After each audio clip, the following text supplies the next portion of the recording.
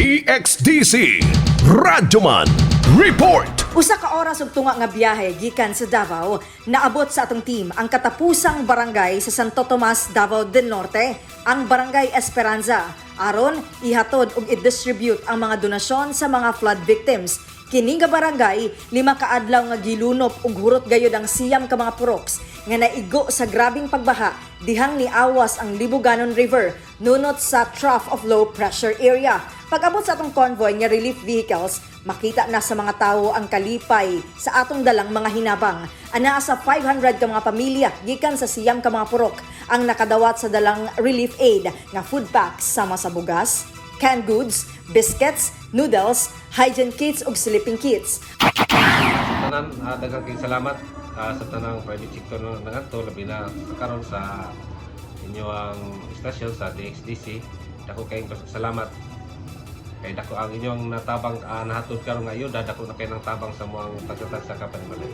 Ang mga donasyon gikan kini sa MCKS Caring Heart Foundation, MCKS Charitable Foundation ug Mindanao Pranic Healing Training Center sa koordinasyon sa 819 Auxiliary Squadron, Coast Guard Auxiliary District Southeastern Mindanao, Coast Guard Station Davao, Coast Guard Station Davao del Norte ug sa DXDC 621 Aramen Davao, Aramen Oplantabang. Mukantidad kini sa 500,000 pesos ang gidalit nato nga ayuda sa mga flood victims. Nagpasalamat si Eleanor de la Peña kinsa parte sa Pranic Healing Training Center ug Coast Guard Auxiliary Officer sa koordinasyon sa DXDC aron malampuso ng relief operation sa Santo Tomas, Davao del Norte.